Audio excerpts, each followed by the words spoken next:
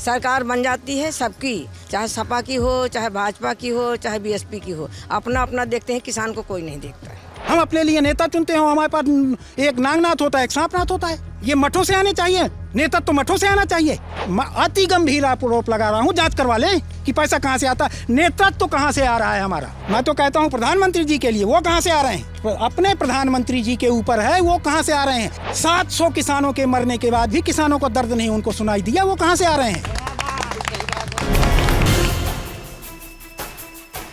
नमस्ते, मेरा नाम है अभिनव पांडे और आज हम लल्लन टॉप की चुनावी यात्रा में बांदा ज़िले पहुंचे हैं। बांदा ज़िले की बांदा सीट, और बांदा सीट में एक गांव है बड़ोखर खुर्द।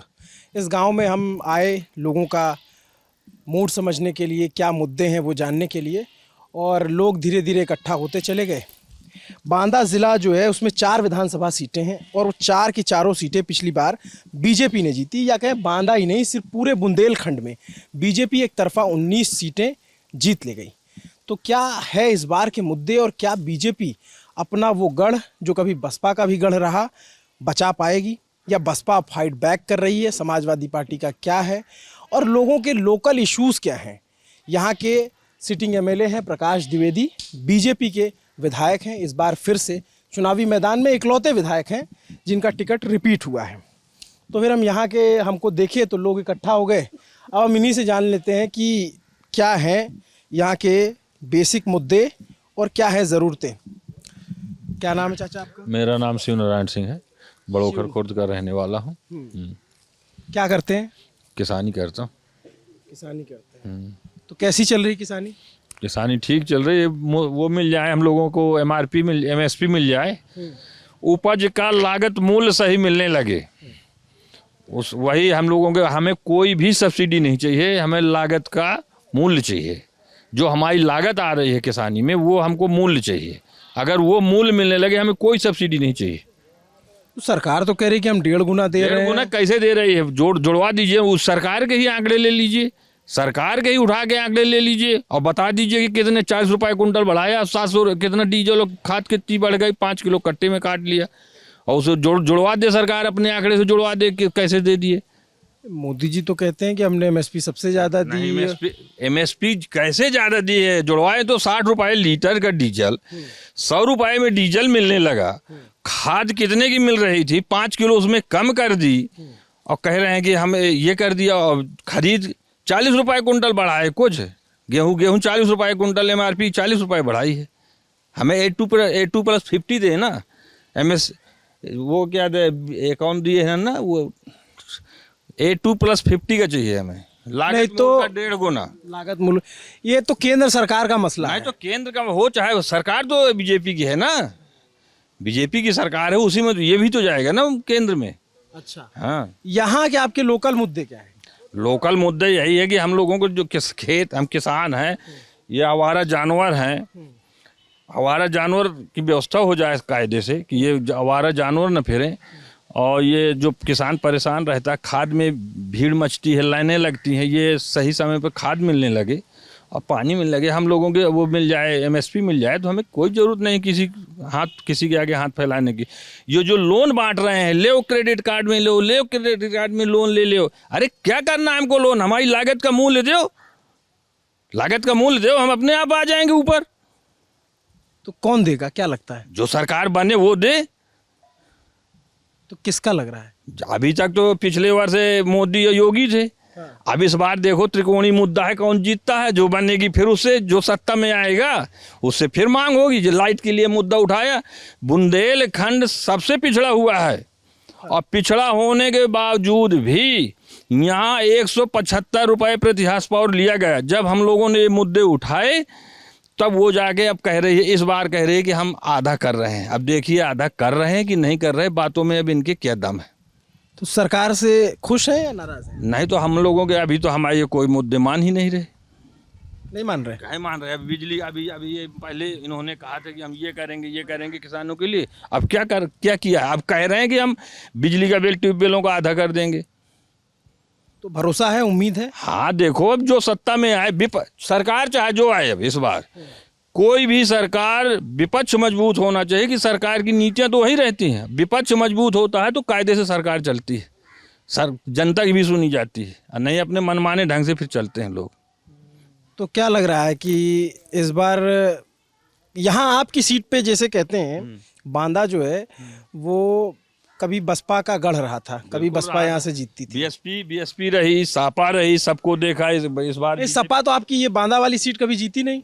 नहीं, सापा भी रहा है, सापा हाँ वो एक नहीं सापा भी रही है सरकार में, वो भी फुल बहुमत से रही, बीएसपी भी रही, बीजेपी को फिर भी बहुमत मिला पूरा।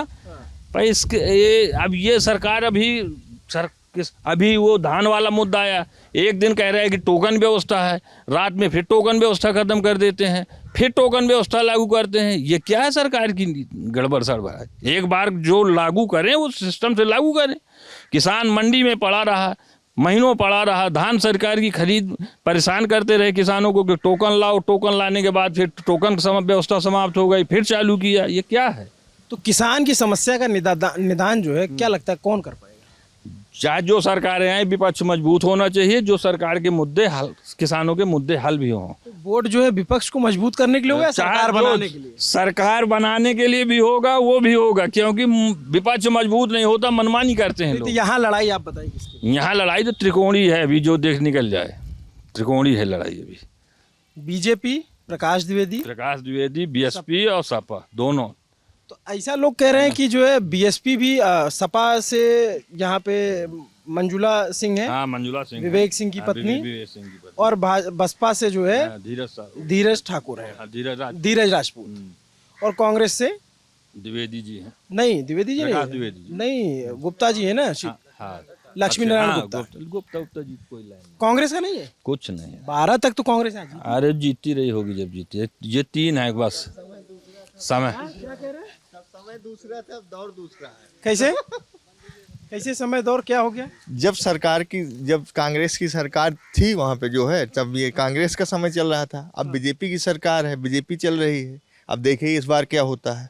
क्या नाम है आपका? कुलदीप सिंह नाम है मेरा। तो कुलदीप जी क्या करते हैं? मैं तो किसानी करता हूँ।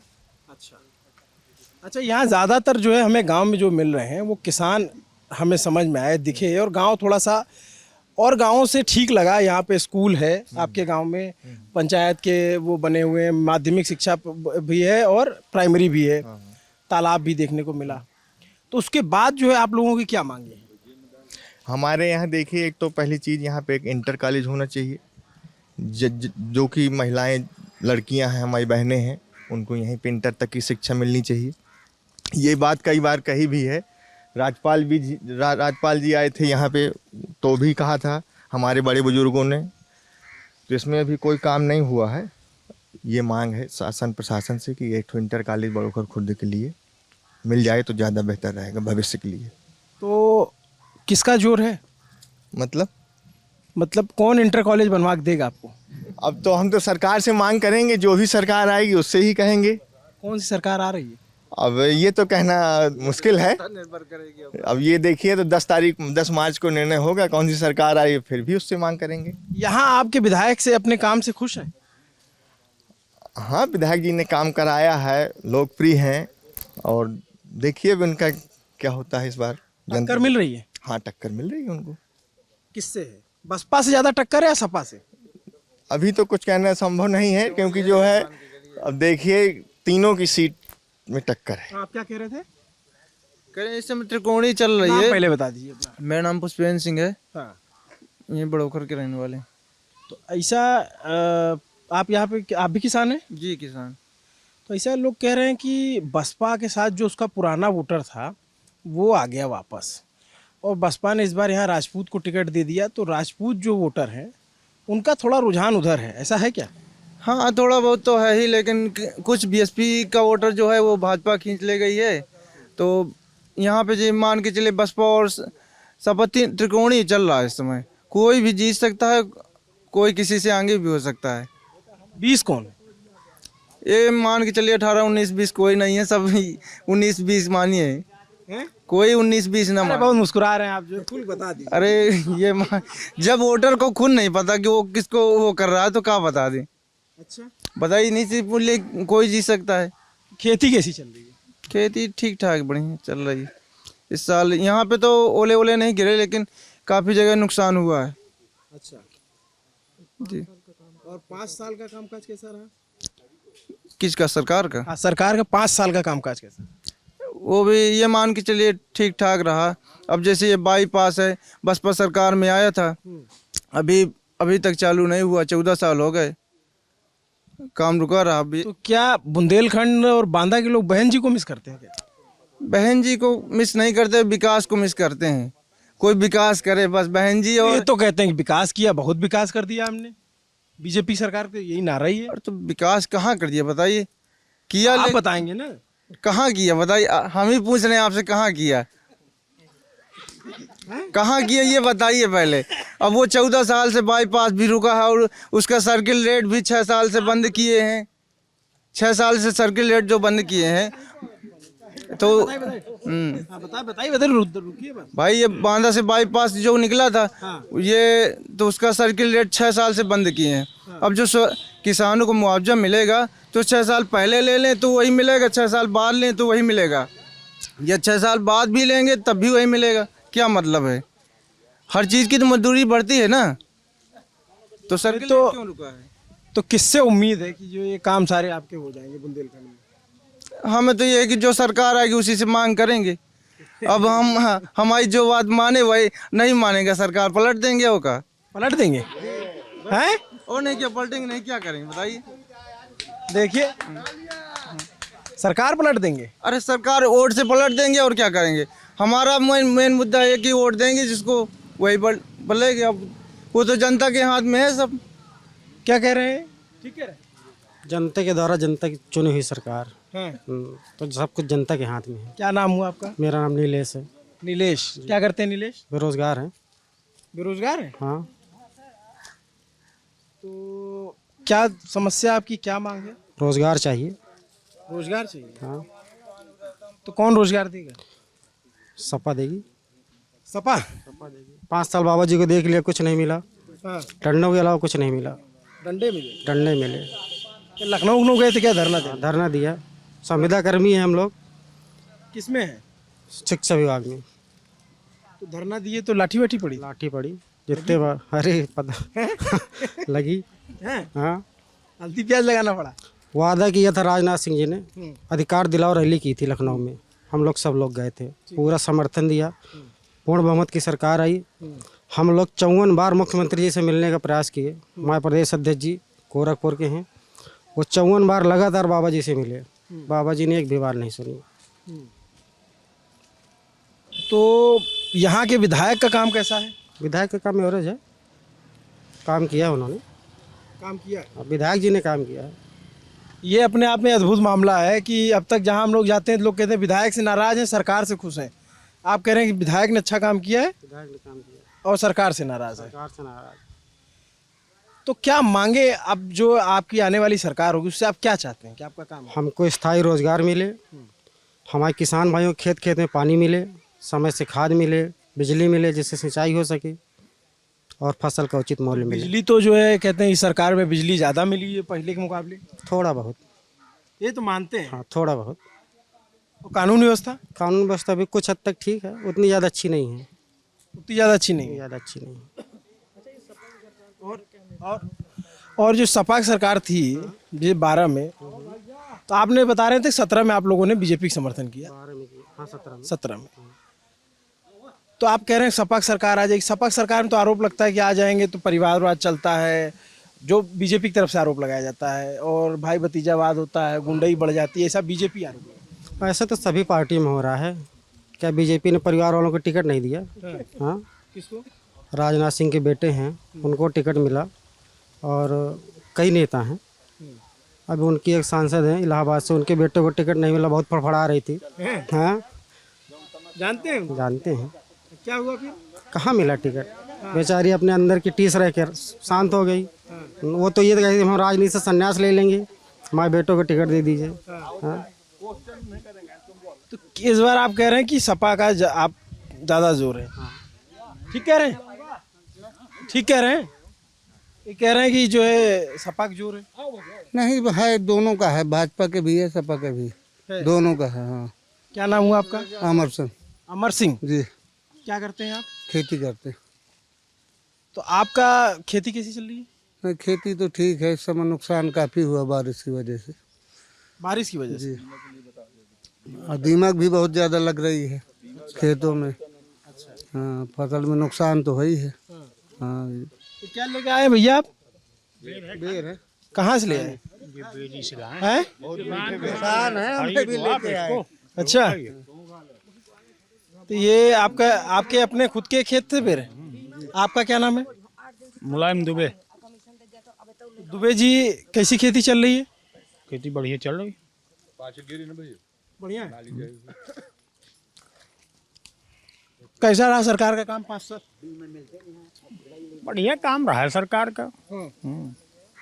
कोई खराब काम नहीं रहा, बढ़िया काम कहा जो उन्होंने सोचा वो अपना काम किया। इस वजह से कि सरकार नहीं ठीक काम की सपा।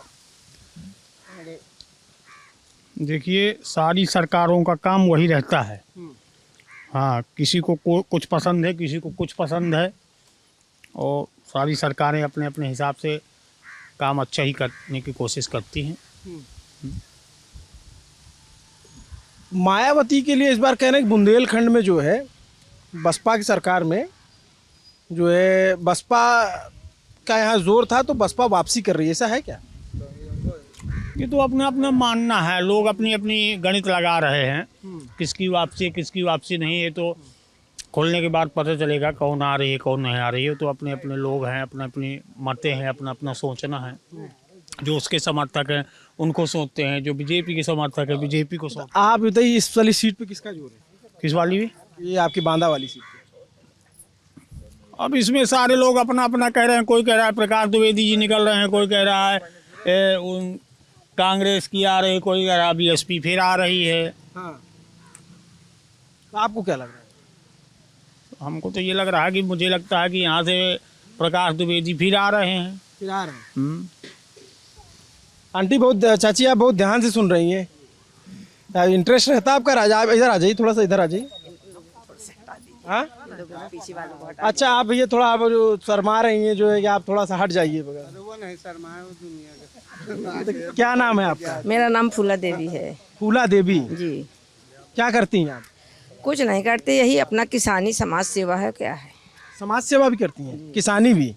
कैसी चल रही किसानी? किसानी में तो चलिए हम खेत पे चल के दिखाएं कि उसमें 5 दाने नहीं हैं। 28 सौ का कुंटल, मतलब जितना लागत लगी 28,000 लागत लगाई है, उसमें 5 रुपए नहीं निकलना है। पूरी मसूर सर गई है। क्यों?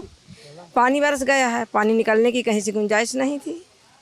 तो अब उसके बाद अब उपाय क्या है? उपाय कुछ नहीं है। अब कौन सा उपाय? बीमा तो बीमा है, लेकिन बीमा मिलता नहीं है। बीमा मिलता नहीं है। आज तक बीमा नहीं मिला। और जो हम पैसा लिए हैं उसको भी बार बार प्रेशर किया जाता है कि पैसा जमा करो। किसान आदमी कहाँ से जमा करे पैसा? तो क्या मांग है आप? बैंक वाले परेशान करें। मान लीजिए कि आपको जो है जो सरकार वाले सुने देख रहे हैं, तो आपकी उनसे क्या मांग है? हमारी ये मांग है कि चाहे जो सरकार हो, सरकारों से कोई लेना देना नहीं, लेकिन सरकार किसान की नहीं सुनती है। सरकार बन जाती है सबकी, चाहे सपा की हो, चाहे भाजपा की हो, चाहे बीएसपी की हो। अपना अपना देखते हैं, किसान को कोई नहीं देखता। अच्छा, तो मोदी जी और योगी जी तो कहते हैं कि हमारी सरकार किसानों की सरकार। ये बताइए, किसानों की सरकार है, 8 दिन से मंडी में पड़े हुए हैं धान लिए। अब बताइए, वहाँ अगर हम 200 रुपये कुंटल का कमीशन दे दें तो अभी तत्काल तौल हो जाएगी। क्यों नहीं तौल रहे हैं? बताइए, जाइए मोदी जी देखें, अखिलेश देखें और विधायक देखें ना जाकर कि मंडी में क्या धांधा गलती हो रही है। कैसे मंडी में क्या होता है बताइए, जरा पूरा बताइए। मंडी में कमीशन, अगर जो कोई कमीशन दे देता है उसका तुरंत तौल जाता है। अगर कमीशन नहीं है तो पड़े रहो, अभी तुम्हारा नंबर नहीं है। कौन लेता है कमीशन? लेते हैं जो तुम हाथ तौलते हैं। कौन लेता है कमीशन? केंद्र वाले, खरीद केंद्र, कर्मचारी हैं। कुछ नहीं, कोई ना कोई कमी जरूर निकाल देंगे। अगर कमीशन दे दो तो चाहे तुम्हारे माटी हो, चाहे कूड़ा हो, और चाहे बिल्कुल साफ धान हो, कोई दिक्कत नहीं है उन्हें। अगर कमीशन नहीं है तो कुछ नहीं है। लेकिन लोग तो कहते हैं कि हमारी सरकार में बीजेपी सरकार आ गई तो भ्रष्टाचार नहीं है। सबसे ज्यादा भ्रष्टाचार ये ना कोई कहे। इस बात को मैं मानने के लिए तैयार हूं। चाहे जिस जगह में जाओ, चाहे स्वास्थ्य विभाग में जाओ, चाहे जिस जगह में जाओ, हर जगह में भ्रष्टाचार है। सरेआम अस्पतालों में लूटामारी हो रही है। सरेआम बच्चा पैदा हुआ, अगर 11 से नहीं दिया, 25 से नहीं दिया, 21 से नहीं दिया, तो वहाँ भी कोई सुनाई नहीं है। नहीं तो ये आप जो किसान और ये अस्पताल वाला बता रहे हैं, तो इसकी शिकायत आप लोग नहीं करते? काश किससे शिकायत करें? आज हम शिकायत कर देंगे, कल इतना पैसा है आदमी के पास में, पैसा देकर बेहाल हो जाएगा, कल हम अस्पताल जाएंगे, हमारी कोई सुनेगा नहीं, कोई नहीं सुनेगा। एक आदमी के पास कितना किसान मर गया बताइए, किसी ने सुना? कितना किसान मर गया, उसको क्या मिला किसान? कहाँ किसान आंदोलन में? हाँ जी, आंदोलन? हाँ आंदोलन में हम टीवी में खूब देखते रहे, बराबर देखते रहे। देखती थी? जी। क्या हुआ? किसान आंदोलन किए बैठे रहे, लाठी मार मार के पुलिस लाठी चार्ज किया, कितने किसान हाँ मर गए भूखों। किसान सुनवाई नहीं है? नहीं हुई है। तो किससे उम्मीद है किसान को? अरे उम्मीद तो किससे है, यही है कि जो कोई इस तरह का भ्रष्टाचार न करे, वही किसान वही आ जाए हमारे लिए। हम ये नहीं कहते कि कौन आ जाए, हम ये तो किसी से तो लगता होगा ना कि हाँ भाई ये आ जाएगा तो ठीक हो जाएगा। यह हम तो कहते हैं कि जो साफ स्वच्छ नेता हो उसको चुनिए, अपने मन का वोट दीजिए, कोई दिक्कत नहीं है। विधायक हम तो कहते हैं कि विधायक तो आ जाए प्रकाश द्विवेदी, सबसे अच्छा हम कहते हैं, लेकिन प्रकाश द्विवेदी भर इससे थोड़ा हो जाना है कुछ, जब यहाँ से ऊपर तक भ्रष्टाचार है। योगी से मतलब है केवल। हाँ तो यहाँ पे प्रकाश द्विवेदी का अच्छा काम है? हाँ, उसने तो काम किया है, हम झूठ नहीं कहेंगे। गांव-गांव में हर जगह में उसने जो उसका काम था उसने किया है। तो जो आप बता रहे हैं कि खरीद केंद्र पे पैसा लेते हैं और तो इसकी शिकायत आप विधायक जी से करिए। अब विधायक जी हमें मिले तब तो हम विधायक जी से करें, किससे जाएं करें बताइए? हम महिला हैं, किससे शिकायत करें? आप अच्छा करना है, लाइए मैं अभी चलिए, तत्काल चलिए, खैरादा में लिवा के चले रही हूँ कि किस दिन से कितने टिकटर खड़े हुए हैं वहाँ। चलिए बताइए, किराए का टिकटर है, जितने के धान नहीं है उससे ज़्यादा किराया लग जाना है। अब पड़े हैं, अब छाड़ के चले आए, भूखे हैं, कौन खाना लेके जाए उन्हें? तो ये प्रियंका जी ने एक नारा दिया है, लड़की हूँ लड़ सकती हूँ, तो आप लड़ लीजिए। अरे तो देखिए, एक महिला के सक्षम होने से कुछ नहीं होना, जब 10 नहीं होगा ना। अगर एक लकड़ी है तुरंत टूट जाएगी, अगर गट्ठा लेके तुम तोड़ो तो नहीं टूटेगी ना। तो एक इसको कहेंगे हम नहीं जाएंगे, भैया हमें मारा देगा, उसको कहेंगे हम नहीं जाएंगे, हम पार्टी वाले हैं। जो ही कोई पार्टी चिल्लाता है, ये कोई नहीं देखता कि अच्छा नेता चुनो। अच्छा जी, तो कौन अच्छा नेता है आपको, जो राष्ट्रीय स्तर पे और प्रदेश स्तर पे अच्छा नेता कौन लगता है? अरे सबसे अच्छा तो सबसे पहले तो कांग्रेस अच्छी थी, कांग्रेस से अच्छी तो कोई सरकार ही नहीं थी। लेकिन अब कांग्रेस को लाएगा कौन यहाँ? कांग्रेस की तो बननी ही नहीं है ना। पहले तो कांग्रेस जीती है, 12 तक जीती थी, विवेक सिंह थे जीतते थे। हाँ पहले जीती थी, कांग्रेस सरकार अच्छी थी। हाँ सबसे पहले जब शुरू में थी तो सबसे अच्छी कांग्रेस थी। तो कांग्रेस को क्यों नहीं लाएगा? जब यहाँ आदमी के पास में वो नेता आएगा उसको चुनेंगे, वो नेता आएगा उसको चुनेंगे। अपना है गठबंधन ना, एकजुट होकर के कोई नहीं देखता ना। और योगी जी काम कैसा रहा? योगी जी का काम ठीक है, लेकिन योगी को थोड़ा इतना देखना है कि यहाँ क्या हो रहा है, कितना भ्रष्टाचार हो रहा है। योगी तक पहुँचाएगा कौन, ये बताइए पहले। आपको विधायक हैं? विधायक किस लिए चुनता आदमी? चुनता जरूर है, लेकिन विधायक किसकी बात को लेके जाएगा ना। सबको तो कमीशन मिलना है उसमें, एक को थोड़ा मिलता है कमीशन, नीचे से लगा करके ऊपर तक कमीशन है हर चीज़ में। और जैसे आप कह रही थी कि कमीशन है, आपके एक तो हो गया आपका किसानी का मुद्दा, कमीशन जो है, यहाँ भी आवारा पशुओं की समस्या है जी। अब है काहे नहीं, अभी 10 दिन के लिए कल परसों तो फिर काफ़ी छूट गए। अभी हाल 2 महीने से नहीं दिखे हैं, बेच दिए गए थे, लेकिन कल परसों छोड़ दिए गए हैं। और आप बता रहे हैं समाज सेवा भी करती हैं, तो किस तरह की समाज सेवा है? समाज सेवा है, यही समाज सेवा है। किसी को दुख हुआ, कुछ को कोई तकलीफ है, अगर तुम लेके जाओ तो ये सबसे ज़्यादा समाज सेवा में ये परेशानी है कि पैसा है तो सब कुछ है, पैसा नहीं है तो कुछ नहीं। फ्री की समाज सेवा लेकर के तुम जाओ। आप कौन हैं? आप एक दबा करो, हमें उनसे बात कर लेने दीजिए, हमें उनसे बात कर लेने दीजिए, आप हट जाइए। ये है। अभी एक यहाँ का था, बाबा तालाब का था केस। बाबा तालाब गुलाब प्रधान की बहू थी, उसके पेट का बच्चा मर गया। अब उन्होंने ये सोचा कि बच्चा निकलवाया जाए। अब यहाँ तो उनको पैसा चाहिए। जब कहाँ ले गए, हम मेडिकल ले गए। सुशील डॉक्टर साहब बहुत अच्छे थे, उन्होंने कहा कि ठीक है। हमने जब वहाँ गए, कहा कुछ नहीं, अभी आज सकारे कल तक इसकी जांचें होंगी। हमने कहा जांचें होंगी, तो हमने कहा जब तक इसका क्या होगा महिला का, कहन कुछ नहीं। जब डॉक्टर साहब पहुँचे, डॉक्टर साहब को मैंने फ़ोन लगाया, डॉक्टर साहब आइए थोड़ा मरीज़ देख लीजिए। डॉक्टर साहब पहुँचे, उन्होंने दवा दे दी, बच्चा निकल गया। अंत में उन्होंने कहा कि अभी इसकी सफाई बकाया है, जो एक लेडीज महिला थी, पैसे दे दिए। इतना परेशान हुए, अंत में उन लोगों ने जब तक पैसे नहीं दिए तब तक उस महिला को छुआ नहीं। अब बच्चा जबकि निकल गया कुछ नहीं था, लेकिन आदमी की इतनी हवा भर दिए थे स्वास्थ्य कर्मचारी। भ्रष्टाचार एक बहुत बड़ी समस्या है। बहुत ज़्यादा, सबसे ज़्यादा। क्या चाचा ठीक कह रही हैं आंटी?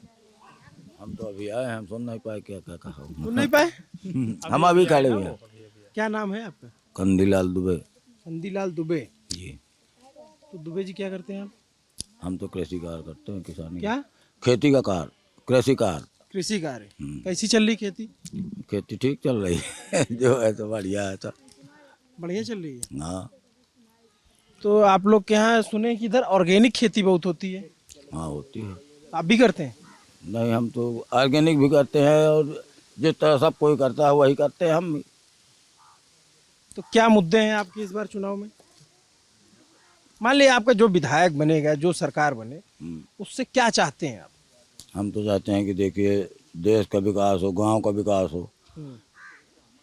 कृषि कार्य में जैसे किसानों को जरूरत हो अच्छे रेट पे मिले, किसानों को अपने मूल का पैसा मतलब अपनी फसल का मुआवजा उचित मूल्य मिले, खाद वाद के दाम कम हो। खाद के दाम बहुत बढ़े हुए हैं तो खाद के दाम कम हो। डीजल, ट्रैक्टर से जुताई करते हैं, डीजल बहुत महंगा है तो उसमें किसान नुकसान में ही रहता है, उसका पैसा वहीं का वहीं लग जाता है। जो पैदा करता है वो कृषि कार्य में ही उसका खपत हो जाता है। तो किससे उम्मीद है? उससे उम्मीद तो हमें देखिए मोदी सरकार से कुछ अच्छी दिख रही है। मोदी जी से? जी हाँ। योगी जी से? जी हाँ, योगी जी से, मोदी जी से। अभी तो हमारी समझ क्या अच्छा है? अच्छा ये है कि इनके उसमें अब ज़्यादा वो नहीं है, क्या? भर्रोबाजी नहीं है ज़्यादा। क्या नहीं है? भर्रोबाजी ज़्यादा नहीं है। भर्रोबाजी क्या होता है? अच्छी सरकार चल रही है उनकी। भर्रोबाजी होता और है ये क्या? दादा कर दी, दादा कर दी, दादा धांधा कर दी। अच्छा, धांधली। हाँ, धांधली। अभी ये कह रही थी कि इतना धांधली होती है, जाते हैं इतना पैसा लेते हैं और सारा भी ये बता तो रही थी। तो अब ये तो घटना जिनके साथ हुई होगी, वो हमारे साथ नहीं ऐसा हुआ तो हम अपना धान वाली बात हमने बताई तो है कि आज 4 दिन से पहले देखिए धान का मूल्य, समर्थन मूल्य सही नहीं मिलता। नहीं, वहाँ टोल अब नहीं करते हैं। खरीदारी तौल के लिए बता रहे हैं कि गाड़ियाँ खड़ी रहती हैं खरीदारी में। बता रही हूँ, चलिए खैर आधा ये सही बात है उनकी, ये बात सही है कि तब आप अभी के भर्रो गाड़ियाँ खड़ी रहती हैं। हाँ ये बात तो सही है।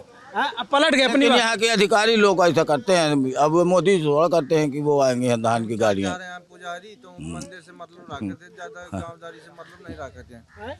ये पुजारी जी हैं मंदिर के, हनुमान जी के मंदिर के, तो उनको गांवदारी से ज्यादा लेना देना है नहीं। साफ सुथरे आदमी है अपना, तो उनको ज्यादा राजनीति से ज्यादा लेना देना नहीं है तो अपना। लेकिन समझ तो बड़ी अच्छी राजनीति की। तो समझ तो अब पुजारी होंगे तो समझ तो अच्छी होगी भाई। 50 लोगों से मिलना जुलना रहता है उनका। अब देखिए फिर इसमें तो ऐसा है कि मोदी जी थोड़ा आएंगे गाड़ियाँ हटवाने। अधिकारी करते हैं, सही बात है कि धान की गाड़ियाँ खड़ी रहती हैं महीनों, है नहीं 10-10 दिन में कहीं नंबर आता है, मूल्य सही नहीं मिलता, समर्थन मूल्य। ये तो है उनकी बात, ये सही है। सही कह रहे हैं। तो सरकार से यही अपेक्षा करते हैं कि किसानों को सही मूल्य मिले फसल का और सुविधाएं और मिले। किसका यहाँ पे टक्कर किसकी है? टक्कर एक तरफा है मामला। अब देखिए ये तो चुनाव के बाद ही पता चलेगा, 10 तारीख के बाद। लेकिन हमारी समझ में तो देखिए हम भाजपा को कह रहे हैं कि भाजपा चल रही है। और बहुत सारे तो यहाँ पे जो है हमको दिख रहे हैं झंडे, बहुत समाजवादी पार्टी के भी लगे हुए हैं। हम तो कह रहे हैं कि भाजपा है भाजपा है। हाँ, प्रकाश द्विवेदी जीतेंगे। प्रकाश द्विवेदी, उनका जोर है। हाँ, काम किए हैं? काम किए हैं खूब। क्या क्या काम किए? उनका 4 काम बताइए जो। देखिए हमने जिस काम के लिए कहा होगा, सड़कें बनवाई हैं, नाले बनवाए हैं, बारात घर बनवाया है। यहाँ पे हमारे गांव में बारात घर नहीं था। और हाँ, आंगनवाड़ी केंद्र उन्हीं का बनवाया है। काफ़ी काम किए हैं उन्होंने। और फिर ज़्यादा हमें पता नहीं रहते हम, क्योंकि कम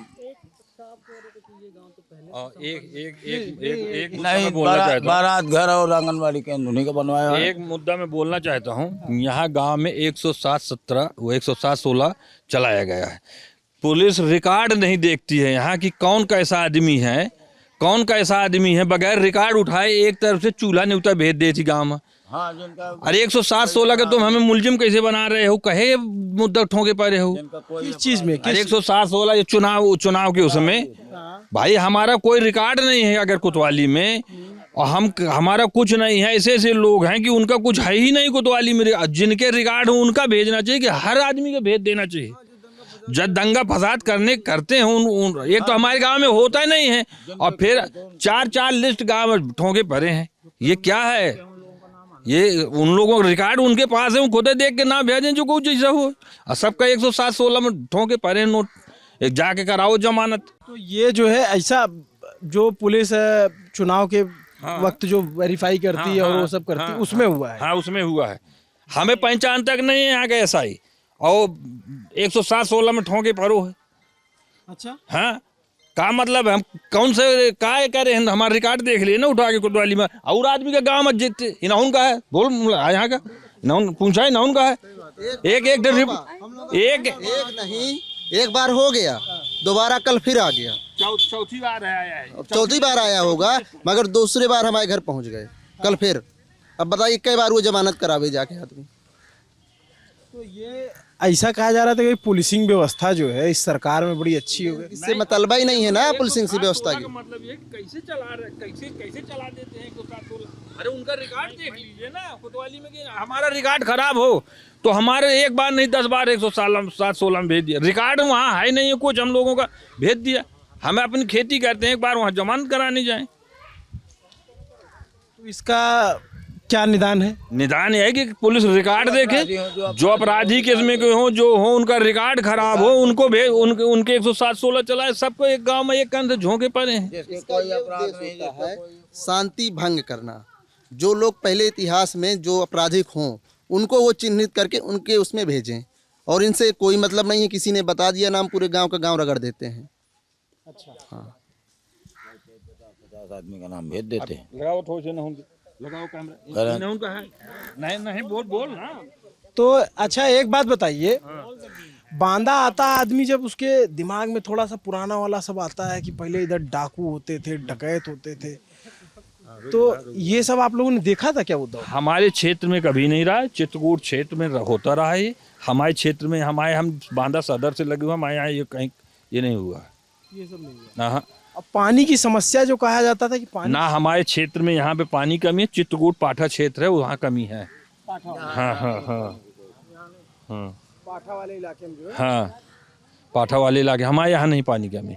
हाँ एक काम हुआ कि बांदा सप्लाई जिस दिन से हमारे यहाँ से जो एक मैनुअल होता है कि यहाँ से इतने दूर पर मीटर पर ट्यूबवेल लगेंगे बांदा सप्लाई के, वो पास लगा दिए गए हैं, तो हम लोगों के गांव का वाटर लेवल नीचे खिसक गया है। वो वाटर लेवल हम लोगों का यहाँ खिसका, जो रात दिन शहर की सप्लाई देते हैं। एक मैनुअल होता है कि 300 मीटर में 400 मीटर में एक ट्यूबवेल लगेगा सरकारी, यहाँ पास लगा दिए गए हैं, तो शहर में पानी जाता है, तो हमारे यहाँ का वाटर लेवल नीचे चला गया है। अच्छा, ये गांव जो है बड़ोखर खुर्द, यहाँ के किसान बहुत फेमस हैं, प्रेम सिंह जी, वो भी अभी हमें नज़र आए थे। प्रेम सिंह जी, तो इन्होंने ऑर्गेनिक खेती की और उससे जो है इन्होंने ऐसी फसलें पैदा की जो मील का पत्थर साबित हुई। हम आपके बारे में बता रहे थे कि गांव में आपको लोग बहुत जानते हैं और गांव ही नहीं आसपास के कई लोगों के लिए प्रेरणा स्रोत बने। तो बताइए कैसे किया आपने जो किसानी वाला आपका? किसानी जैसे सब ने शुरू की वैसे हमने भी शुरू की। तो करते करते 2-3 साल में ये अनुभव हुआ कि हम जिस तरह से खेती कर रहे हैं उस तरह से हमारे पास कुछ रुक नहीं रहा है। 2 साल हम डायरियाँ लिखते थे। 1987 में खेती शुरू की थी हमने, तो 89 आते आते हमने अपनी डायरियाँ पुरानी देखी। तो डायरियों में ये समझ में आया कि जो हमारी आमदनी हुई थी 2 साल में, उनमें अधिकांश हिस्सा हमारा DAP खरीदने, यूरिया खरीदने में गया, इंसेक्टिसाइड पेस्टिसाइड में गया, बिजली के बिल में गया, बैंक की ब्याज में गया और तमाम प्रकार की ऐसी चीज़ों में गया। और हमारे पास कुल साल भर में 30-40 हज़ार बचा।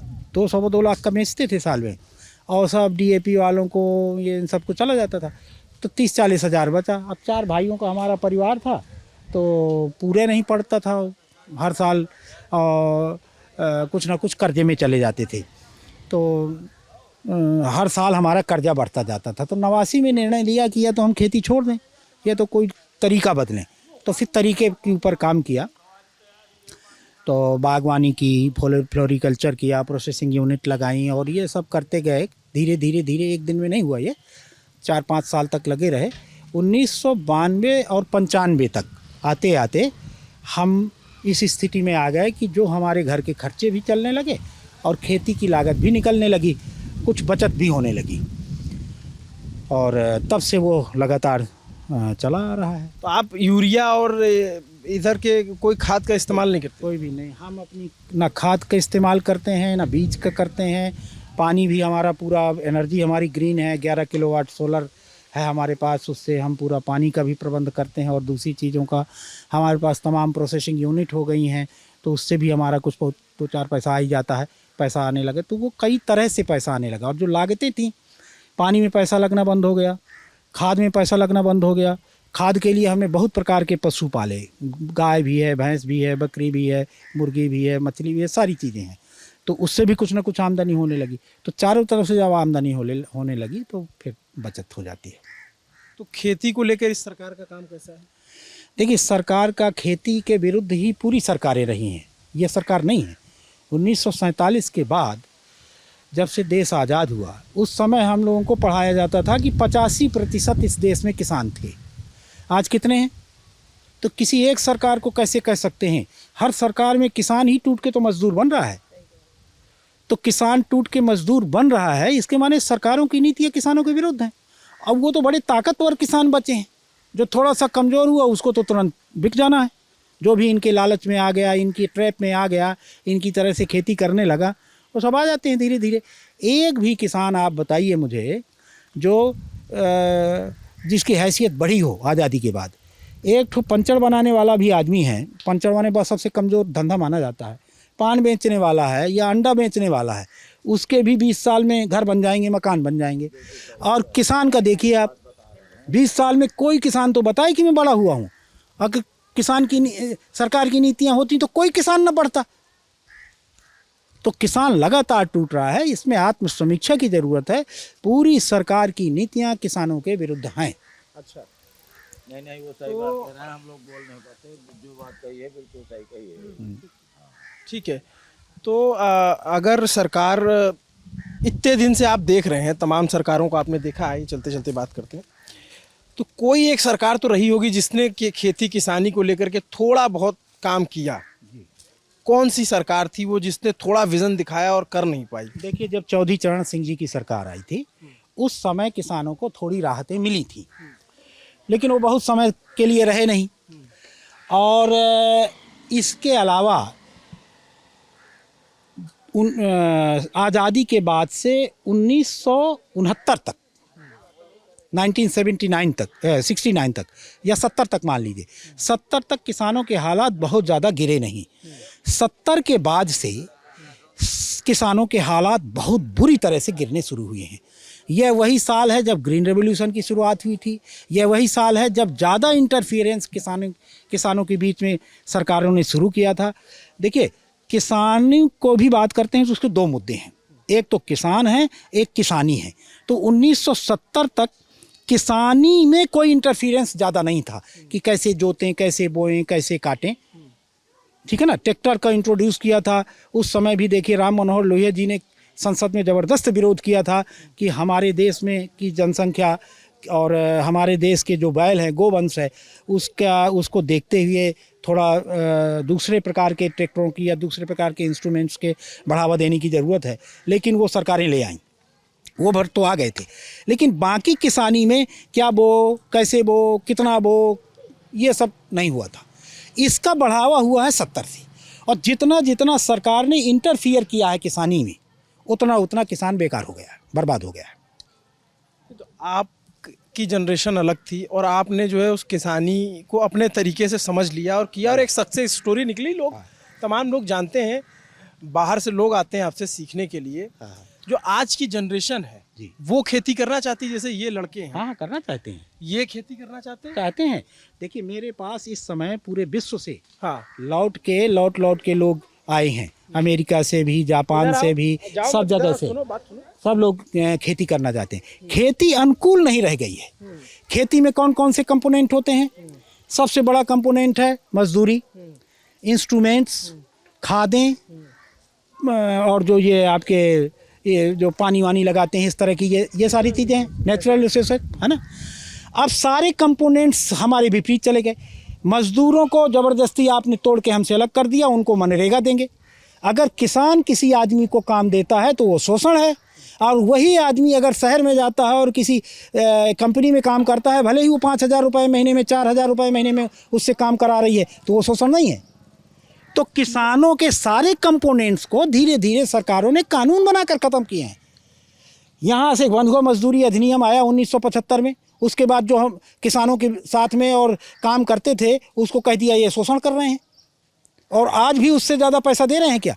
हर काश्तकार 4 बीघा खेत देता था, 20 बीघे का काश्तकार 4 बीघा खेत देता था जो काम करता था। 20% का हिस्सेदार, 40% का हिस्सेदार 30% का हो गया कि नहीं हो गया? उसके अलावा महीना देता था, खाना देता था, सब देता था।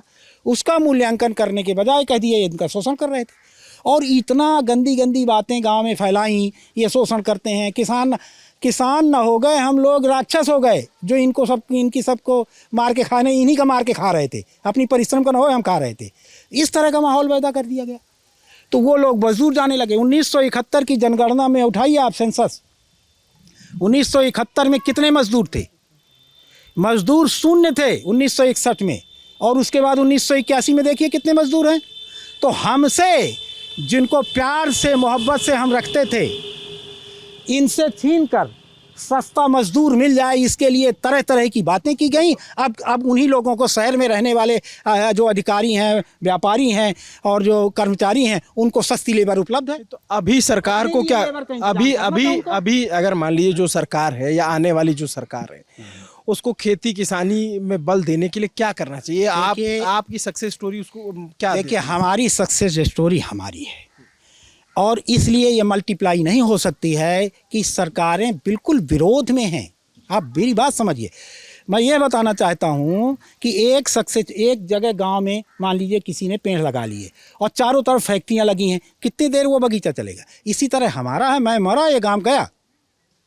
इसको कंटिन्यूअस होने के लिए सरकारों का साथ में होना ज़रूरी है, नीतियों का हमारे फेवर में, किसानों के फेवर में होना ज़रूरी है।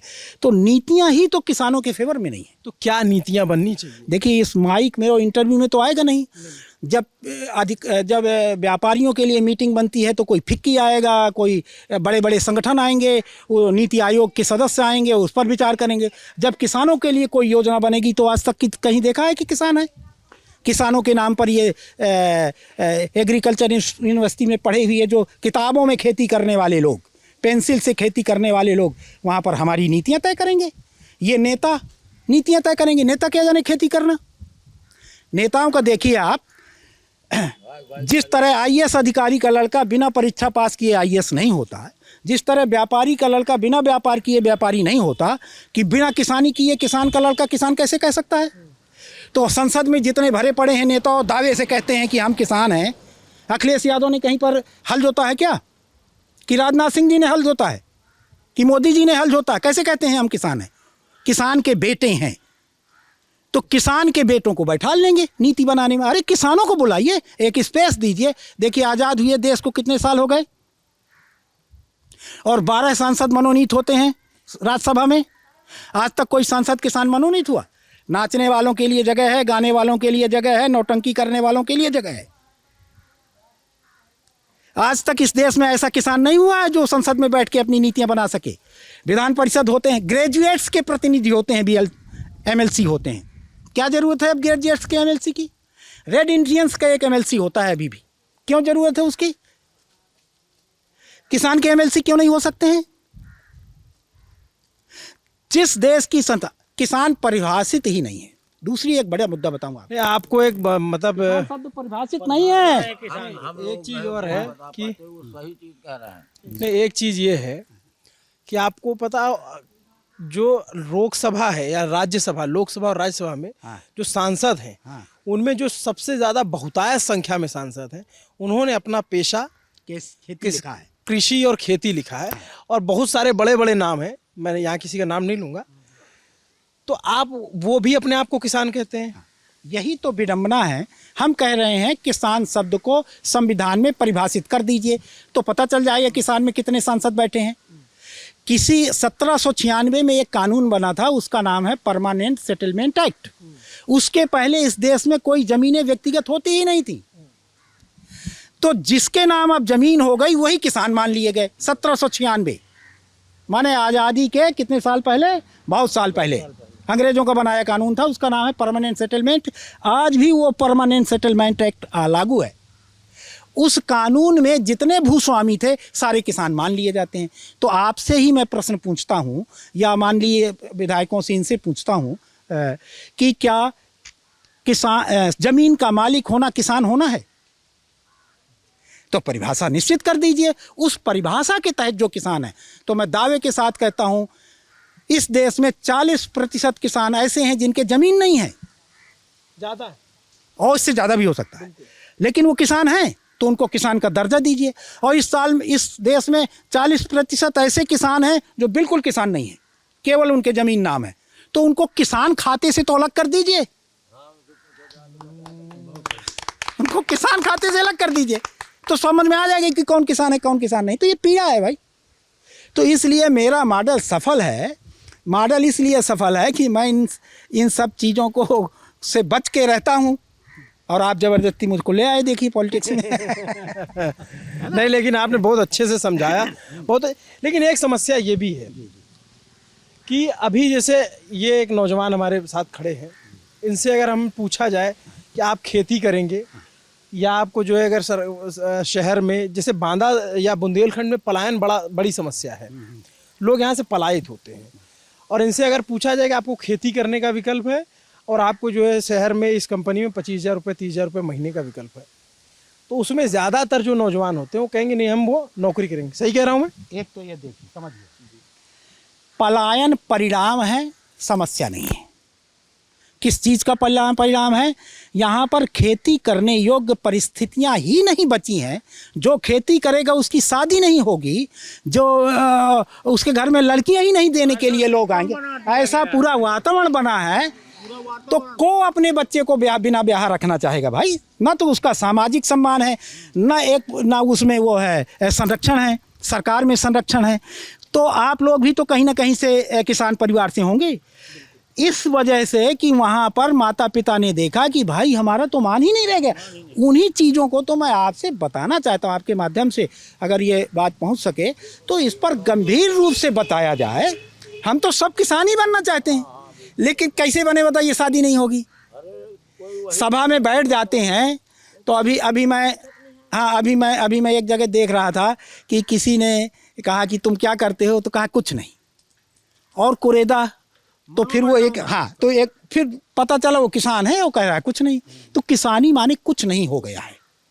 तो वो अकेले किसान की वजह से, और आपके जो प्रश्न होते हैं ऐसे ही प्रश्न होते हैं जैसे हमारा सब कुछ छीन लिया, और फिर हमसे कहते हैं कि यार तुम दरिद्रता में इतना क्यों रहना चाहते हो? देखो वहाँ पर वो ऐसे कपड़े पहनता है, देखो वहाँ पर वो, तुम क्यों नहीं ऐसे करते हो?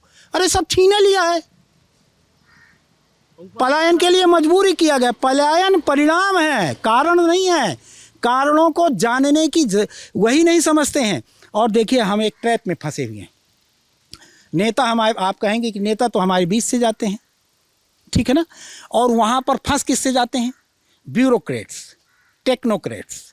ये सारे ब्यूरोक्रेट्स और टेक्नोक्रेट्स वह पढ़ाई पढ़ के आते हैं जिस पढ़ाई में ही बताया जाता है।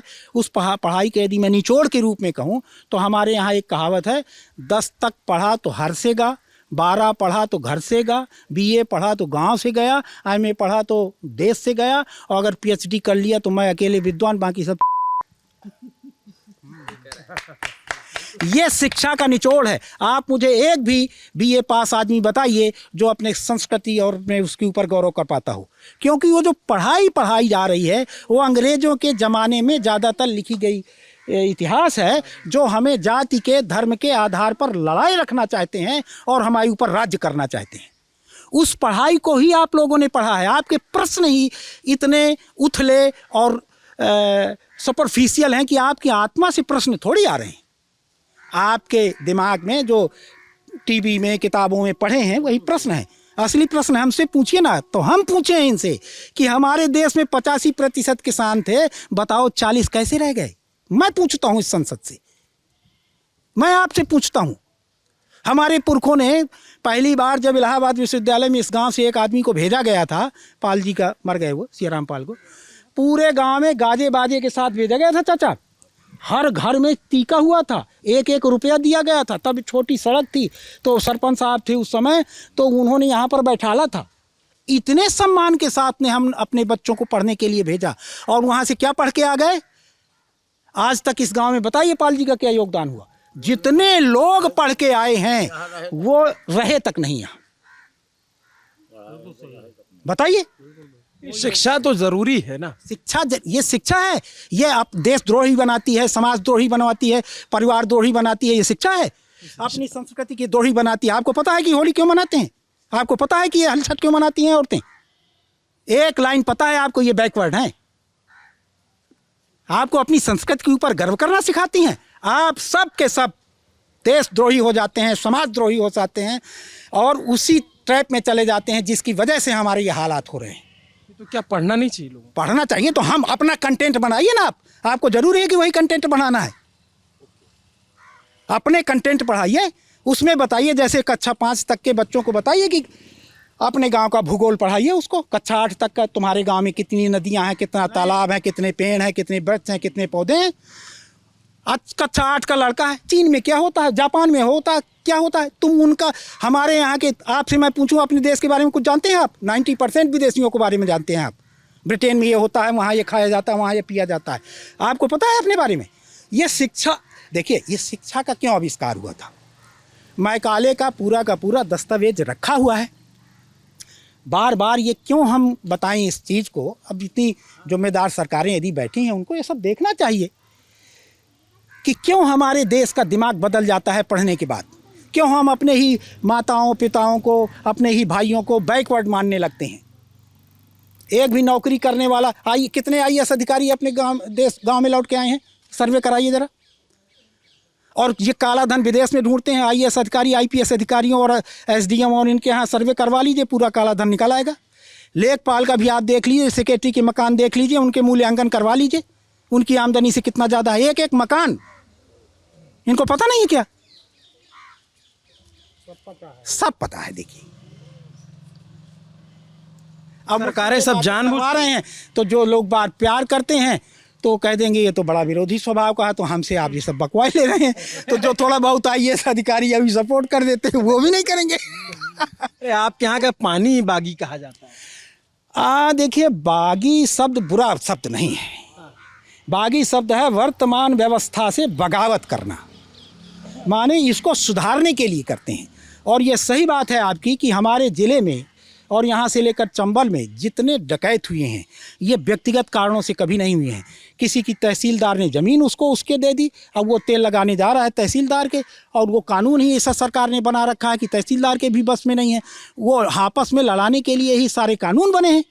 वो लड़ गए आपस में, जब पूरा निपट गया तब बेचारों को पता चला हम तो चूक गए यार, इसका दोषी और वो बड़ा दोषी है, तब तक उसको बदनाम कर लिया। तो ये अंग्रेज़ों के ज़माने में जब 1857 में बहुत पीटे गए थे, और 60,000 के आसपास अंग्रेज़ों को मार डाला था हमारे किसान भाइयों ने, तब से उन लोगों ने विशद सर्वे करवाया था। और ये सर्वे करवा कर देखा था कि किन किन कारणों से क्रांति हुई और किन किन लोगों ने मारा। तो कारणों में गए तो पता चला ये संगठित हैं। इनके माने जो मौलिक कारण निकला तो 1840 में हमारे इलाके में, 1796 में तो बंगाल में लागू हुआ था। 1840 के कानून की वजह से इसकी ज़मीन उसको, उसकी ज़मीन उसको ऐसे दे देते थे। जो 3 साल की बाकी दे देता था उसकी ज़मीन उठा के उसके नाम कर देते थे।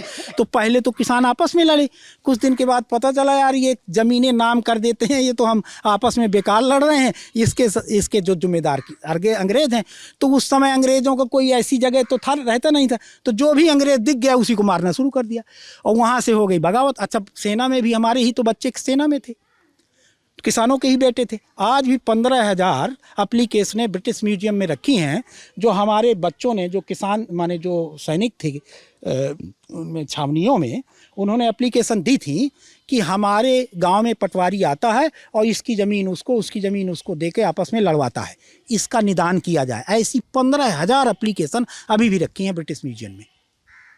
तो मूल कारण था जो यहाँ पर ज़मीन संबंधी हस्तक्षेप के सरकार ने किया था, वो ब्रिटिश गवर्नमेंट ने, उस समय ईस्ट इंडिया कंपनी थी, तो उसके परिणाम में जो भी वो मिला अंग्रेज़ दिखा, उसकी मुंडी काट दी।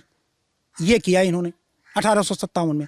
तो 1859 में पुनः कब्जा होने के बाद बढ़िया से सर्वे किया, किन किन कारणों से। तो एक तो ज़मीन, दूसरा वैध लोगों ने बड़ा काम किया था, तो वैध प्रतिबंधित कर दिया गया कि रजिस्ट्रेशन करवाएंगे नहीं, अगर कोई वैध होगा तो वो जेल में डाल दिया जाएगा। एनजीओ 1960 में सोसाइटी रजिस्ट्रेशन एक्ट की कोई उपकार का काम करना चाहते हैं तो उसके रजिस्ट्रेशन। तो इस तरह के 34,000 के आसपास कानून बनाए थे छोटे बड़े अंग्रेजों ने। वो कानून आज भी हैं, और उनके रहते हुए हम कैसे अपने देश के लोगों की पहचान कर सकते हैं? उसमें लिखा ही है कि हम मूर्ख हैं।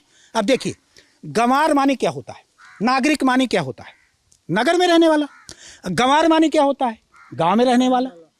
लेकिन गंवार माने क्या होता है, अंग्रेजों के ज़माने से गंवार माने असभ्य होता है, जबकि होता है गंवार माने गांव में रहने वाला। तो हमें गर्व है कि हम गंवार हैं, लेकिन जैसे ही कहेंगे हम गंवार हैं माने असभ्य हैं। तो ऐसे परिभाषा बदल दी गई। आपने ठग शब्द का देखा होगा। ठग शब्द हमारे यहाँ एक जनजाति हुआ करती थी, अंग्रेजों को बहुत पीटा था उन्होंने। अंग्रेजों माने अंग्रेज कभी जमा ही नहीं पाए उन लोगों के यहाँ। तो ठग शब्द को ही बदल दिया डिक्शनरी में। ठग माने दूसरों को धोखा देने वाला और ज़बरदस्ती छीन लेने वाला। तो इस तरह से अंग्रेजों ने किया, और उसके बाद हम आज भी कर रहे हैं। तो इसमें दोष किसको दिया जाए? हम सबका दोष है। मतलब आपने IAS का माने नाम सॉरी इसलिए ले लिया कि ये जिम्मेदार पदों में बैठे लोग हैं, जो हम सोच सकते हैं वो क्यों नहीं सोच सकते हैं। और उनके सोचने से हमारे ये जो 5 साल के लिए वहाँ नेता जाते हैं, ये बहुत अकलवान नेता नहीं होते हैं, इनको ट्रैप में ले लेते हैं। वो जो पहली बार मंत्री बनता है वो 1 साल तक भ्रष्टाचार करना ही नहीं जानता है, 1 साल बाद ये सिखाते हैं कि कैसे करना है। मैं तो अपने सबसे पावरफुल मंत्री तो हमारे यहाँ से रहे हैं, तो मैं तो उनको नज़दीक से जानता हूँ। बेचारे इतने सीधे थे, अब नाम मत लेवाइए किसी के यहाँ। हाँ, वो बेचारे इतने सीधे थे कि उनको पता ही नहीं था, तो वो सिखाते हैं ऐसे लिया जा सकता है, ऐसे किया जाता है, कर लेते हैं। तो क्या आपका मतलब कह रहे हैं कि सरकार जो होती है वो IAS अधिकारी नेताओं के जरिए चलाते हैं, नेता नहीं चलाते? तो क्या आप नहीं जानते हैं? ये कौन नहीं जानता है? कौन नहीं जानता है? इनका देखिए, अधिकारियों ने ही बदनाम करने की कोशिश की कि नेता भ्रष्ट होते हैं। आप बताइए, अधिकारी ज़्यादा भ्रष्ट होते हैं कि नेता भ्रष्ट होते हैं? और क्या नैरेटिव चलाया कि नेता ज़्यादा भ्रष्ट होते हैं, और किसने चलाया? और बताइए, अधिकारी ज़्यादा भ्रष्ट होते हैं कि नेता ज़्यादा भ्रष्ट? दोनों होते हैं। लेकिन आप सबके हमारे मन में क्या बैठा है? नेता भ्रष्ट है, नेता भ्रष्ट है। अब यहाँ SDM यहाँ कार्यालय में चले जाइए बांदा में, तो लूटता कौन है? नेता। आप आज जो है किसी छोड़ेंगे नहीं, सबकी पोल खोल देंगे। सबके बैठा है क्या यहाँ पर बैठे की तुम्हारी रजिस्ट्री का दाखिल खारिज तब करेंगे 2,500। आज आप सबको लपेट लिए, शुरू से यहाँ से किए और अंग्रेजों से आते हुए अधिकारी, नेता, मंत्री सब रग है। यह हमारी दुखती रग है। तो मैं मूल मुद्दे में आ जाऊं, और मैं जिसको भी मेरी इस बात से ठेस लगा हो, मैं क्षमा भी मांग सकता हूं, मांगता हूं उसके लिए। लेकिन मेरा कहने का खुलासा ये है कि हम अच्छा काम सबको करना चाहता है, कर नहीं पा रहे हैं। मैंने कुछ ज़्यादा ताकत लगा दी है तो मैं कर पाया हूँ। करना सब चाहते हैं, ये इनसे नहीं पूछ सकते हैं कि तुम नहीं करना चाहते हो। आप इस संसार में पूरा सर्वे कर लीजिए, कोई आदमी है जो सुखी नहीं रहना चाहता है? कौन आदमी है जो कहेगा कि मैं समृद्ध नहीं होना चाहता हूँ? और हम सुखी और समृद्ध होने का ही मार्ग बताते हैं। तो सभी चाहते हैं, परिस्थितियां प्रतिकूल हैं। किसी के पिताजी नहीं करने दे रहे हैं, किसी के रिश्तेदारों का दबाव है, किसी का लालच आ गया कि यार छोड़ो, कहाँ चक्कर में पड़े हो, चलो। एक बात बताइए कि समृद्धि जो है पिछले 5, 7, 8 सालों 10 सालों में बढ़ी है या स्थिर रह गई या फिर घटी है? किसकी? लोगों की, आम लोगों की। देखिए, आम लोगों में तो जैसे वो जी रहे थे वैसे ही जी रहे हैं, कोई खास फर्क नहीं पड़ा है। मुझे विजिबल नहीं हुआ कि कोई बहुत जीने में आसानी हुई हो। जो जद्दोजहद किसानों को पहले थी, खाद और पानी और योगी सरकार में कुछ आसानी हुई? देखिए, मैं कृषक समृद्धि आयोग का सदस्य भी हूँ, इसलिए मेरा यह कहना उस तरह से उचित नहीं होगा कि मैं ब्लैक एंड वाइट में आपको जवाब दूं। लेकिन जो अपेक्षा थी किसानों को 2017 में चुनाव वोट देते समय, किसान ही सबसे ज़्यादा परेशान था और किसानों ने ही दोनों सरकारें बदली थी। कांग्रेस की सरकार को इसलिए बदला था कि कांग्रेस उसी ट्रैप में जा रही थी। इनको बदला था इसलिए कि ये ट्रैप को बदलेंगे, लेकिन इन्होंने क्या किया, पटरी वही रही, दिशा वही रही, इंजन भर बदल दिया और ज़्यादा ताकत से उसी दिशा में चला। तो डबल इंजन है, डबल, लेकिन पटरी तो उसी दिशा में पड़ी है ना। दिशा ठीक नहीं है, ये खराब है, ये नहीं मैं कहता हूँ। मैं ये कहता हूँ जिस दिशा में कांग्रेस जा रही थी उसी दिशा में यही जा रही है, दिशा में कोई अंतर नहीं। हम किसानों के लिए कोई अंतर नहीं हुआ। तो ये आपने बहुत अच्छे तरीके से किसानों के मूल मुद्दों को समझाया और आसपास के परिस्थितियों को बताया, किसी को छोड़ा नहीं आपने, सबको एक लाइन से लपेट दिया। देखिए, हम किसी से द्वेष करके ही बात नहीं कर रहे। हम जान रहे, आपने जो रखा वो आपकी पीड़ा थी, आपने सारी बातें रखी सामने से, बहुत अच्छे से रखी। पीड़ा थी, सारे किसानों की पीड़ा थी। आपने एक तरीके से आपने पूरे बुंदेलखंड को परिभाषित किया और बताया कि यहाँ के किसान चाहते क्या हैं। बस एक आखिरी सवाल आपसे पूछ लेता हूँ कि उम्मीद किससे है? किसी से नहीं है। जब हार गए? नहीं, थके नहीं है, थके नहीं है। हम अभी भी ये उम्मीद करते हैं कि अभी आप देखिए, 1947 के बाद नेतृत्व तो हमारा कहाँ से आ रहा था? चुनाव लड़ने हमारे बीच में आते थे, आज़ादी के तपे हुए लोग आते थे। जब तक वो जिंदा रहे तब तक इस देश में न कभी भ्रष्टाचार हुआ, न किसी को तकलीफ हुई, सारी परेशानियां हुई। दूसरी पीढ़ी आनी हुई 1970 के बाद, 1970 या 60 के बाद, जैसे जैसे हमारे पुराने आज़ादी के आंदोलन के तपे हुए नेता, बोस जी जैसे नेता ख़त्म हुए, उसके बाद जब दूसरी पीढ़ी आई, तो दूसरी पीढ़ी कहाँ से आई? नेताओं के घरों से आई, राजघरानों से आई। फिर तीसरी पीढ़ी कहाँ से आई? और राजघरानों से आई। और उसी वजह से 1977 में एक बड़ा आंदोलन खड़ा हुआ और संसद में आम आदमी के बीच से 150 नए सांसद घुस गए वहाँ। लालू यादव, मुलायम सिंह यादव, पासवान जी और ये सब बहुत लोग जले। तो 1970 में हमारा नेतृत्व परिवर्तन हुआ। तो नेतृत्व परिवर्तन के बाद 77 के बाद पूरे सरकार का चरित्र बदला और ज़्यादा जनपरस्त नीतियाँ बननी शुरू हुई। फिर इसके बाद इस समय कहाँ से नेता आ रहे हैं? चौथी पीढ़ी के, बालू की खदानों से, दारू की खदानों से, कोयले की खदानों से, चोर, उचक्के, डकैत, पूरे देश की बात कर रहा हूँ। कहाँ से आपका नेतृत्व आ रहा है? और इतनी मूर्खतापूर्ण काम हुए हैं पिछली सरकारों के द्वारा। स्टूडेंट्स के बीच से नेता आते थे तो मायावती जी की सरकार में उन्होंने स्टूडेंट लीडर होने बंद कर दिए। किसानों के बीच से आने की कोई संभावना ही नहीं है। इतना पैसा लगता है कि किसान तो हिम्मत ही नहीं कर सकता है कि चुनाव लड़ जाए। तो नेतृत्व तो आपका कहाँ से रहा है? इनसे क्या उम्मीद करते हैं आप? अब आ रहे हैं ये कोई एक निश्चित विचारधारा को मानने वाली बिंगों से आने लगे। अब तो और खतरनाक हो गया है। ये फलाने की मान्यता का विंग है, ये फलाने बाबा का विंग है, ये फलाने तरह की मानसिकताओं के विंग हैं, उनसे आ रहे हैं, उनसे आना शुरू हो रहे हैं। 20 बार से उनका आना शुरू होगा। अपने जो चेले तैयार कर रहे हैं मठों में, जो पहले से ही इस देश को लूटने का काम करते हैं, वहाँ से आने वाले हैं आप। और एक समय आ गया था कांग्रेस, इसके बाद राजीव जी के ज़माने में, कि कौन थे वो, अडानी, ये उनकी जेबों में पड़े थे 50 सांसद। बीपी सिंह के ज़माने में 50 सांसद। अतीक कौन सा था वो, दाऊद जो भाग गया, उसके 12 सांसद थे हमारी संसद में, उसके जिताए हुए, उसके पैसे से जीते हुए। 40-50 सांसद का पेमेंट किया था इसने, जो ये मर गया धीरू भाई अंबानी के लौंडों ने किया था, या अनिल ने किया था या मुकेश ने, मुझे याद नहीं है। और हमारे स्वयं के यहाँ का जो विधायक लड़ रहे थे, उनके यहाँ आया था उस समय पैसा 5 लाख रुपया, मुझे पता है वो। तो ये पैसा पेमेंट करते थे। अति गंभीर आरोप लगा रहा हूँ, जांच करवा लें। अति गंभीर आरोप लगा रहा हूं। जांच करवाएं इस बात की कि पैसा कहां से आता है, नेतृत्व तो कहां से आ रहा है हमारा। कितने नेता हैं जो बालू की खदान से नहीं निकले हैं, कितने नेता हैं जो कोयले की खदान से नहीं निकले हैं, कितने नेता हैं जो दलाली से नहीं निकले हैं, कितने नेता उससे आ रहे हैं। मैं तो आरोप लगाए जाऊंगा, ये हमारी पीड़ा है। हम अपने लिए नेता चुनते हैं, हमारे पास एक नागनाथ होता है, एक सांपनाथ होता है। ये मठों से आने चाहिए, नेता तो मठों से आना चाहिए। ये डंडा लाठी चलाने वाली बिंगों से आना, नेतृत्व तो आना चाहिए था किसानों से। अगर 80% किसान हैं तो 80% नेतृत्व तो किसानों के हाथ से गुजरना चाहिए, किसानों की यहाँ से आना चाहिए नेतृत्व। और उसकी परिस्थितियां पैदा करना सरकार का काम है कि हमारे किसानों के बीच में नेतृत्व तो कैसा आएगा, उसके लिए अनुकूल परिस्थितियां बनाएं।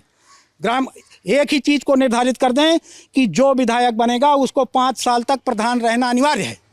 आने लगेगा गांव से, 1 सेकेंड में हो जाता है। मठों से आपका क्या तात्पर्य था? और देखिए, आपके जो कूटनैतिक प्रश्न हैं उनका जवाब मैंने एक पूरे देश में देखिए ना, आपके मुख्यमंत्री भी एक मठ से हैं।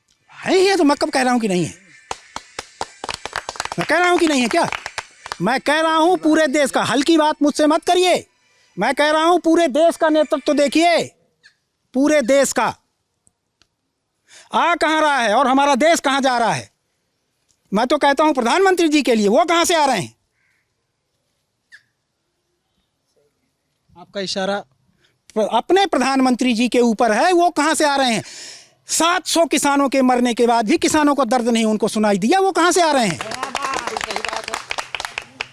छोटी छोटी सभाओं में जाने के लिए अमित शाह जी के पास समय है और उन किसानों से मिलने नहीं गए। किसान इस देश के नहीं है क्या? ये दिल के छाले हैं। किसानों को उस वक्त क्या क्या कहा गया था देख लीजिए, आप ही देख लीजिए, खालिस्तानी, कब्रिस्तानी, फलाने तानी, ये सब झेला है भाई। तो ये जो किसान बिल लाई थी सरकार, वो किसानों के फायदे में थी या फिर? देखिए, बहुत बातें हो गई। जब सरकार ने ही वापस कर लिए तो वो मान गई कि हमसे गलती हुई। अब उसमें हमसे क्या पूछते हैं? सरकार ही कह रही है कि गलती हो गई, उसी ने एक्सेप्ट कर लिया। चुनाव के दबाव में तो नहीं?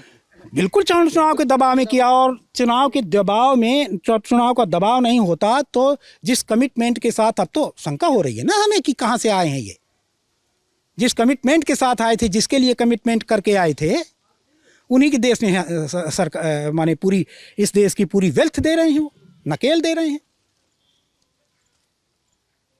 ये कोई, देखिए, अगर आप कोई भी हो, आजीविका के लिए कोई पत्रकारिता करता है, कोई नौकरी करता है, कोई खेती करता है, लेकिन देश हमारा है। हमारा एक एक कदम इस देश के लिए, एक एक सोच, हमारी एक एक क्रिया हमारे आने वाली पीढ़ियों को प्रभावित करती हैं। हम कोई भी हो सकते हैं, देश, हम सब देश के हैं, तो देश के लिए अच्छा सोचें। और ज़्यादा से ज़्यादा नेतृत्व, तो लोकतंत्र का यही मायने थे ना कि जितनी जिसकी क्या है वो प्रतिशत उतना है। तो किसानों का यदि 85% है तो संसद में हमें किसान भी 85% पहुँचे, ऐसा मार्ग बनाएं। लिखते तो हैं सब किसान अपने आप को, तो बता तो दिया, कितनी बार बताएं कि किसान की परिभाषा नहीं है, अभी परिभाषित ही नहीं है। हाँ, किसान परिभाषित नहीं है। लेकिन जो आपका गुस्सा है प्रधानमंत्री से, नहीं, प्रधानमंत्री से बिल्कुल गुस्सा नहीं। आपको बिल्कुल गलतफहमी हो गई, आपको बिल्कुल गलतफहमी हो सकती है। मेरा गुस्सा अपने ऊपर है कि जो समझ हमें 60 साल में आई है, अगर हम 30 साल में आ गई होती तो अभी तक हम बदल दिए होते। तो हम अभी सोचते रहे शायद इसको समझ में आता हो, शायद उसको समझ में आता हो, तो सबको चीखते रहे। अंत में वही, जैसे हमारे यहाँ एक कहावत है कि अब नहीं, यहाँ कह नहीं सकते। हाँ, चीखते अब बिल्कुल ये हो गए हैं। हम सब नागरिकों को कहते हैं कि जिसके हिस्से में जितना भारत है उसको सजाओ, समारो। न किसी नौकरी की आशा करो और न कहीं जाओ। नौकरी करने में तो अपनी पूरी चेतना को गिरवी रख देंगे तो अपने लिए तो कुछ कर ही नहीं पाते हैं। जब रिटायर होंगे तब अपने लिए करने आएंगे। तो हम जिसको गरीब कहते हैं, हम गरीब नहीं अपने आप को मानते हैं। हमारा घुटना फटा है लेकिन हम अपने को गरीब नहीं मानते हैं।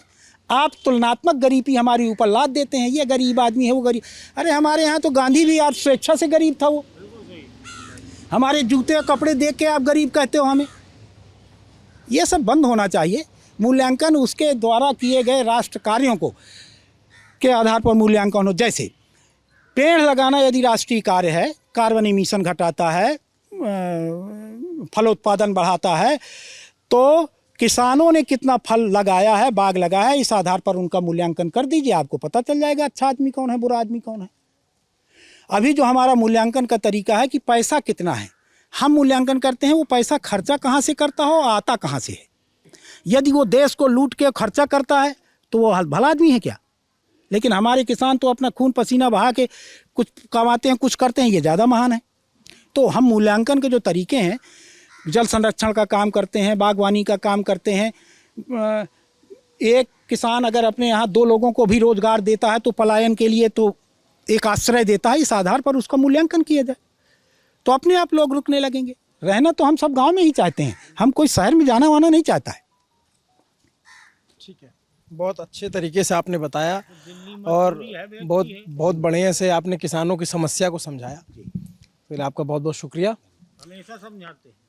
आज हम बांदा में थे और आगे बांदा की किसी और सीट पे चलेंगे या चुनावी यात्रा में हम किसी और जगह पे जाकर के लोगों की मतों को समझेंगे। जिस तरीके से लोग बात बता रहे हैं अपने मुद्दों को, उसको समझेंगे और आप तक पहुंचाने की कोशिश करेंगे और ये भी समझाने की कोशिश करेंगे कि इस बार चुनाव में क्या माहौल है।